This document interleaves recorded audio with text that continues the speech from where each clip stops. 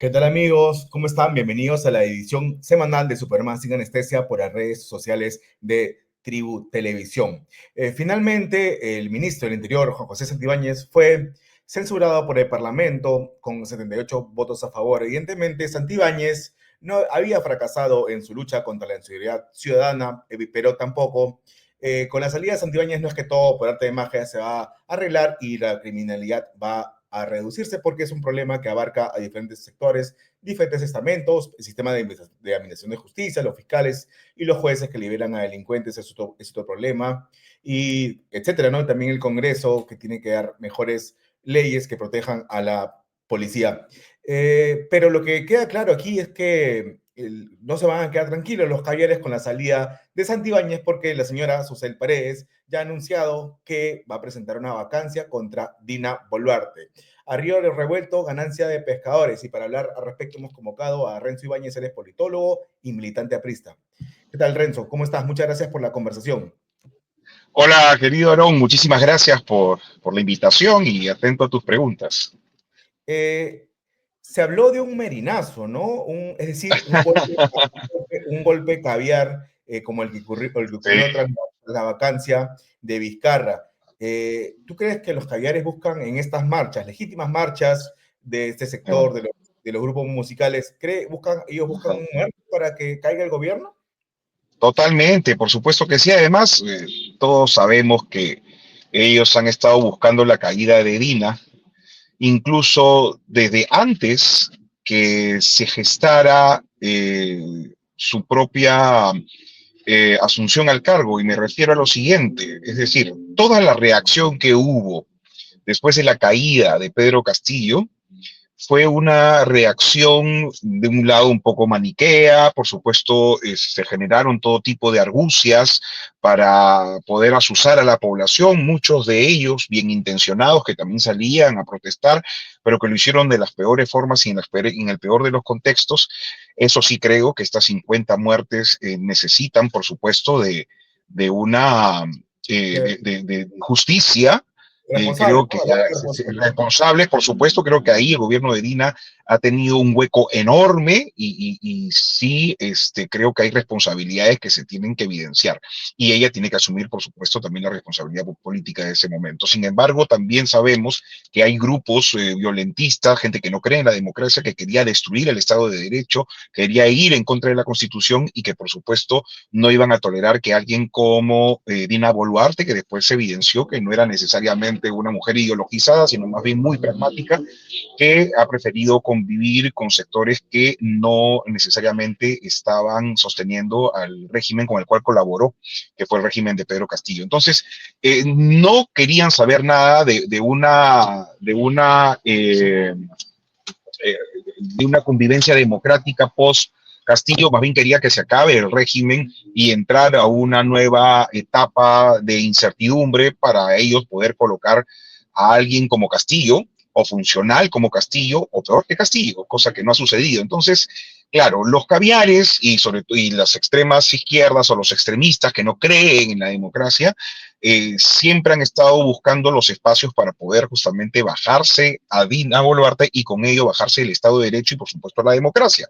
Por eso es que yo hablo de un término que me parece interesante que hay que recalcar, que es el sacrificio republicano.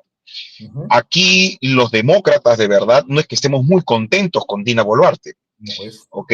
Estamos más bien muy preocupados por lo que está sucediendo, no nos gusta para nada, pero asumimos el sacrificio de tener que sostenerla para que haya un proceso electoral lo suficientemente responsable, respirado, reposado y que permita la reflexión del ciudadano para que superemos estas condiciones en las que muchas veces hemos finalmente elegido a nuestros dirigentes, a nuestros gobernantes, que siempre es un poco a trompicones, que siempre un poco de manera muy complicada, muy apresurada y con vacancias, con inestabilidad.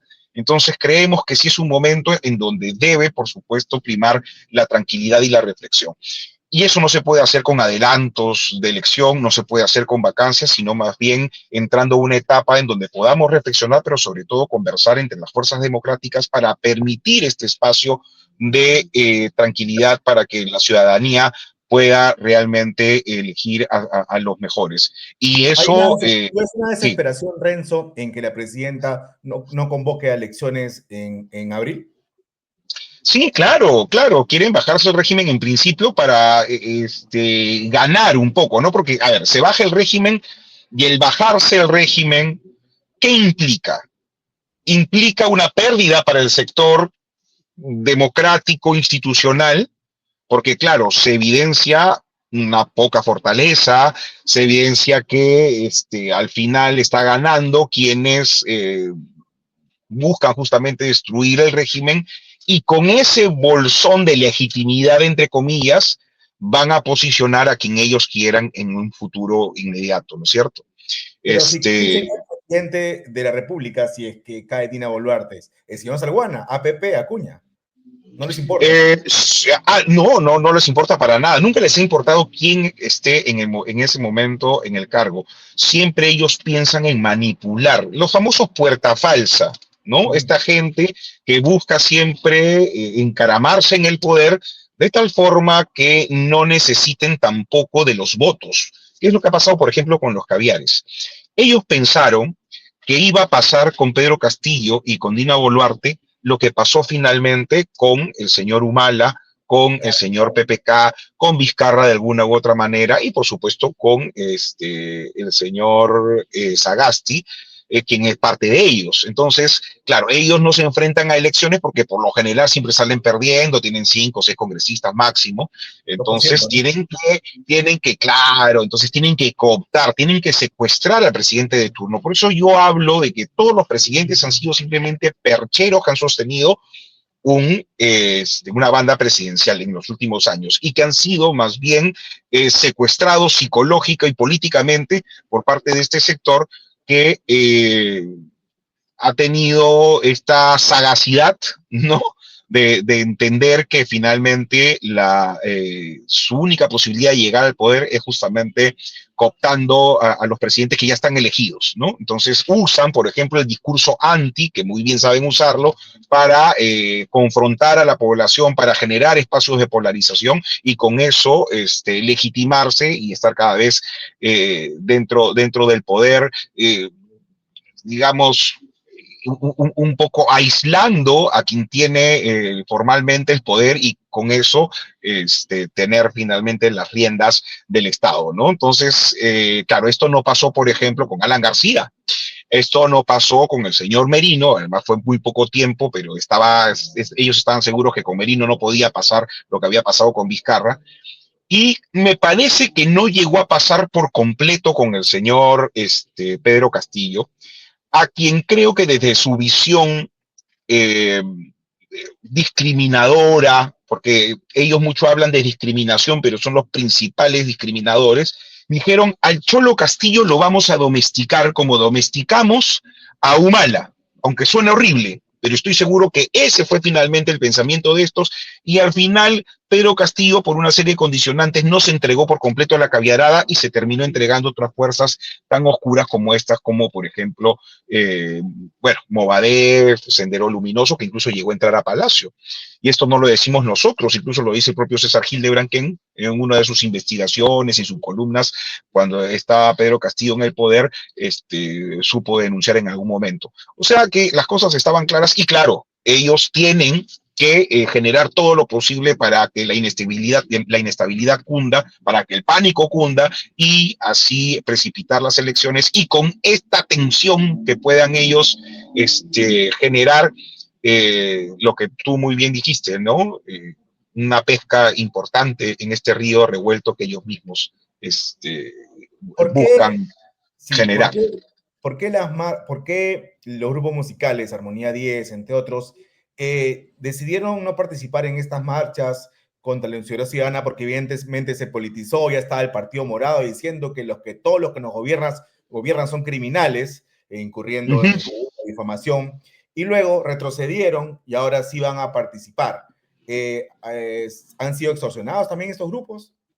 Sí, totalmente de acuerdo. Lo hemos dicho conjuntamente con otros compañeros que también opinan en redes sociales de que efectivamente ha habido una extorsión ¿no? Ha habido una extorsión política por parte de estos grupos, que además, fíjate, yo observo una cosa, ¿no? Parecía que todo estaba muy bien. Esto es como un amor tóxico, querido Aarón, ¿no? Todo estaba bien mientras la relación estaba bien, ¿no? Pero una vez que la relación se tocó, se trocó, se complicó, terminaron, resulta que el otro era culpable y que además eran de lo peor y hasta el pasado que se había pisado volvió y de pronto, ahora resultaron que nos acordamos de que habían trabajado para Porky, que habían trabajado para la campaña de tal, cuando probablemente eso el día de ayer parecía que no existía. Entonces, Claro, pero, ahora, claro, hay que explicarlo bien, ¿no? En redes sociales abundaron los afiches donde los grupos musicales de Cumbia, Armonía 10, Corazón Serrano, etcétera, los hermanos Jaipén, participaron de eventos, de actividades partidarias de dirigentes políticos y los cuales señalaban por eso, es que ahora ellos se han bajado del coche, ¿no? claro, pero hay que hacer una salvedad. Porque mientras estos señores iban, trabajaban, cumplían con su Claro. espectáculo, se iban y no pasaba nada. A comparación de los otros señores que sí participaban en la campaña activamente, otros artistas que no sé si muchos de ellos habrán recibido o no algún tipo de monumento, pero sí hacían militancia por la corrupta Villarán. ¿No? Claro. Y luego parece que se olvidan también de eso. Y son los mismos que quieren justamente asusar a las masas para generar la inestabilidad que tanto les conviene y en lo que muy bien, evidentemente, saben además surfear. Entonces, yo lo que creo es que han querido y siguen usando el prurito del Ministerio del Interior y la criminalidad, que por supuesto yo estoy seguro que en el fondo no les importa nada, ¿no? Lo que quieren ellos es justamente hacer el recupere del poder. Y creo también fundamental reseñar que en esta circunstancia de inestabilidad, ¿no? Todos los argumentos valen, ¿no? Entonces ahora ya no será Santibáñez, será probablemente el siguiente. Bueno, y creo también que van a ir por el gabinete y definitivamente van a ir también por Dina, ¿no? Ahora, lo ¿Lo que sí lograrán? creo, no creo que le convengan a la coalición gobernante en este momento, un poco No creo que sea difícil. tan torpe, ¿no? No creo que se sensibilicen por eso. Creo que sí, el señor Santibáñez estaba bastante desgastado, ya lo habíamos Claro. conversado antes, Orón, era bien difícil sostenerlo. No, ya era No, insostenible, mira, ¿no? Estaba quemado, ¿no? yo tengo una tesis, yo creo que si este señor dos cosas, ¿no? Un poco hablando de contrafácticos, ¿no? Ucronías, a ver, si no hubiera sido tan torpe de evidenciar que, bueno, sus ambiciones políticas y en segundo lugar, no hubiera estado en un gobierno tan precario como este, hubiera sido un gran ministro del Interior, ¿ya? Sí, Pero claro. no le tocó. Pero sí, porque tiene claridad en las cosas, saben quiénes son los enemigos, este es un tipo, me parece, trabajador, conoce el sector, tiene compromiso con la Policía Nacional, viene de familia policial, entonces, creo que hubiera hecho mejor las cosas. Pero la política es así, hay que darse cuenta cuando le estamos haciendo un bien a la nación y estamos con nuestra permanencia haciendo un mal. Esa es la Ujú. condición del político, del estadista. Y creo que el señor ya no daba para más. Se había abierto demasiados frentes. De un lado el frente mediático, el frente de la opinología, si se quiere. Estamos hablando del frente también fiscal. Y de pronto se sumaba también la crítica ciudadana a través de esta marcha, que la verdad que no hubiera existido si es que se hubieran hecho los cambios cuando correspondía. Claro, Si esto se cuando hubieran hecho hace una semana, no pasaba nada. No pasaba nada. Entonces, y al final esta marcha se ha hecho porque, claro, la gente se cansó y porque es normal que los ciudadanos generen atajos cognitivos. Los ciudadanos de a pie no son como nosotros, Aarón, que estamos pues todo el día mirando política, la comprendemos, entendemos, la hemos estudiado. Es nuestra chamba, ¿no? El ciudadano de a pie hace atajos cognitivos y es normal y es natural, es la democracia, ¿no? Las formas de poder aprender, ¿no? De la democracia, de tocar la democracia, es a través finalmente de los sentidos, de tus sentimientos, de tus sensibilidades. Y claro, cuando tú ves un ministro que lo que hace es que solamente se para defendiendo a diestra y siniestra, en vez de dar la sensación de tranquilidad, ¿no? De ecuanimidad, ¿no? Más allá de los objetivos y de las cosas que haya hecho bien, porque probablemente las hizo bien, ¿no? Pero eso Pero ya no importaba, no importaba. Lo que importaba en este momento, porque a ver, en política, ahora hay que comprender algo fundamental. Uno no solamente administra el Estado de manera objetiva, es decir, que se maneja a través de políticas públicas.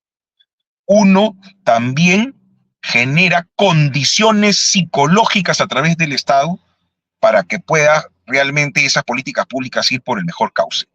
Si tú ya no estás conectando con la población, si la población ya está totalmente convencida de que no eres el indicado, tienes que salir. sí, ¿Por qué? pues. Porque también administras el miedo o la felicidad. Entonces, el miedo que había acudido en la población se sentía que era producto, y ahí está el atajo cognitivo, de los gobernantes que en vez de cuidarnos están cuidando a sí mismos. Y más allá de que sea cierto esto, lo importante es tener la sensibilidad para darle el cuidado correspondiente a ese ciudadano que esté esperando por un cuidado con prontitud, que realmente la policía funcione, que no le roben, que no lo maten. Y además se sumó a todo esto la parte cultural, los medios de comunicación y por supuesto también los, las empresas y los grupos de música, además muy queridos en la población. Estaba todo hecho como para que el señor ya no tuviera nada que hacer en este momento, ¿no? De acuerdo. Sí, ¿qué fue lo mejor que hizo No te Santibáñez? escucho, ¿Me escuchas ahora sí? ¿Me escuchas? no te estoy escuchando. A ver, un segundo, voy a solucionarlo. A A ver. ver, Ahora, ¿me escuchas? ¿Me no sé escuchas? si ¿Ahora sí? ¿Me escuchas? No. Hola, hola, hola. uy, qué pena, no te estoy escuchando. No, pero sí está activado, ¿ah? ¿No me escuchas? Hola, ¿ahora sí me escuchas? A ver, Hola, hola, hola. Hola, ¿me escuchas? sí, ahora sí. Ya. Sí, te decía, ¿qué es lo mejor que ha hecho Santibáñez? De evidenciar los 72 millones de soles que ha gastado la DIVIAC, básicamente perseguir a los enemigos políticos, los caviares, jefatuраdos por Colchado. Creo que ese ha sido un puntazo. Creo que ese ha sido un puntazo, creo que ha sido lo mejor. A ver, eh, tenías que empezar por el problema de fondo. Y el problema de fondo es que instituciones como la DIVIAC, finalmente la Policía Nacional, habían sido capturados por sectores políticos. Entonces, para poder hacer una real transformación en el Ministerio del Interior, en la Policía Nacional, tenías que sacar o evidenciar a todos estos malos elementos que habían politizado finalmente los instrumentos que tenía la justicia para poder hacer su trabajo, ¿no? Entonces, y uno de ellos era, por ejemplo, la DIVIAC, los espacios de inteligencia, y hacer evidente de que efectivamente había una carga política enorme en un sector tan clave como el Ministerio del Interior. Creo que también le dio un espacio de defensa a la policía importante, ¿no? Y creo también que ha habido algunos logros interesantes que son ahora un poco discutidos, ¿no? Pero han habido también esta desactivación de bandas y se han tomado preso a una serie de delincuentes que finalmente la fiscalía terminó por soltar, y creo que ese es otro mérito también del señor Santibáñez, que ha expuesto, ¿no?, Exacto. el gran problema de la seguridad ciudadana, que no solamente es un problema de un ministerio, ¿no?, No, que es un pues. problema mucho más complejo y que es un problema que además tiene que ver con otros organismos, entre ellos, por supuesto, los operadores de justicia. Y, cómo no, finalmente, la Fiscalía de la Nación. Claro, y recientemente a eso se ha sumado la denuncia, la grave denuncia que ha hecho la presidenta del TC acerca de que la Fiscalía de la Nación, a cargo de Espinosa, persigue, regla a los siete magistrados. Eso es gravísimo, ¿no? Increíble, ¿no? Uno de los principios básicos de la República Romana era el gravitas, ¿no? Habían principios sobre los cuales era como sentidos comunes, como un poco el oxígeno de la República. ¿Y eso qué significaba? Era un trato solemne, ¿no? Darle cierta gravedad a los puestos públicos. Y ha llegado un momento en que hemos desconocido esa necesidad para poder tener un régimen de convivencia civilizada y democrática mínima elemental. Y creo que lo que han hecho los caviares es pervertir justamente uno de estas instituciones para volver a todo el mundo delincuente y para generar una sobreexigencia de la Fiscalía de la Nación sobre determinados puntos, descuidando otros, como por ejemplo el crimen organizado real. Entonces, Totalmente. politizan la justicia para poder destruir finalmente a quienes son sus enemigos políticos, Es que, dejando de lado los grandes principios de la democracia y de la república, tal como nosotros la hemos concebido desde hace 200 años. Entonces, bueno, yo creo que eso es gravísimo. Es terrible e indignante, Aarón. ya salió Santibáñez, ¿no? Pero raro, muy raro, extraño. Evidentemente un abuso que en una semana y media hayan allanado su casa 2 veces, ¿no? Terrible, terrible, terrible. Es una muestra más de la politización de esa institución y hay que poner ahí algunas reformas. Así como el Congreso se ha vuelto tan duro para algunas cosas, debería ser también tan duro para poder poner el dedo en la llaga de esta institución. Y estoy seguro que Finalmente, vamos a encontrar bastante pus. sí, finalmente Susel Paredes ha sido una de las promotoras de la censura y tuvo éxito de Santibáñez, pero ella votó en contra de declarar como organización terrorista al Tren de Aragua, un total doble rasero, ¿no? Sí, claro, totalmente, porque, a ver, yo creo que es importante que la legislación comience a tomar cartas en el asunto. Creo que hay que tomarlos como terroristas. Ya el terrorismo como concepto debe abrirse. Las palabras no se acaban en determinados contextos. El castellano justamente es rico porque se va moldando en función al desarrollo histórico. Y claro, o sea, el terrorismo tal y como nosotros lo hemos conocido ya no existe, pero sí existen en este momento bandas extorsivas, crimen organizado, grandes conglomerados criminales, que además no solamente están en el Perú, sino que están también en el extranjero y que amenazan la soberanía del Estado. O sea, estamos hablando de conceptos fuertes, no estamos hablando solamente de un simple robo de celular, estamos No. hablando de bandas criminales internacionales que están afectando la soberanía de un país. O sea, O que de están una región, realmente poniendo de contra una las cuerdas a región, toda una nación. y de una región, digo, porque el Tren de Aragua opera en toda Sudamérica Así y es. Norteamérica, ¿no? Y en dónde tienen su base principal? ¿No es acaso en Venezuela?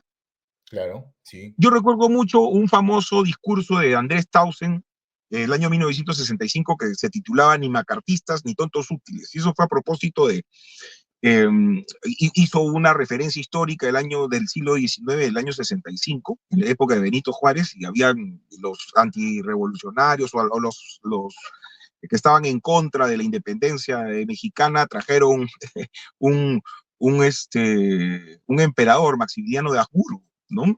Y al final, claro, las huestes de Benito Juárez impusieron y finalmente los independentistas tuvieron mucho más fuerza y terminaron fusilando en Querétaro a todos estos insurgentes.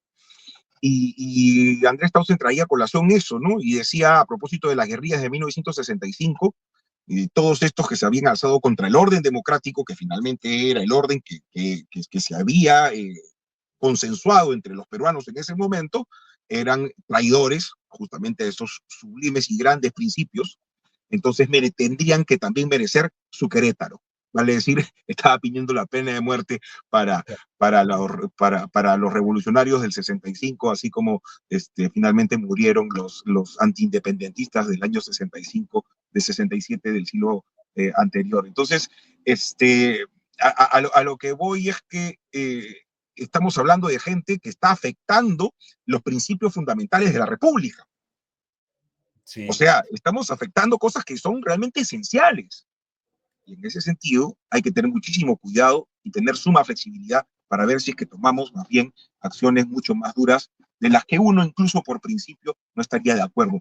Yo no estoy de acuerdo por principio con la pena de muerte, pero es cierto también que hay que pensar de que este Estado tiene que ser fuerte y sobre todo tiene que recobrar autoridad, querido Álvaro.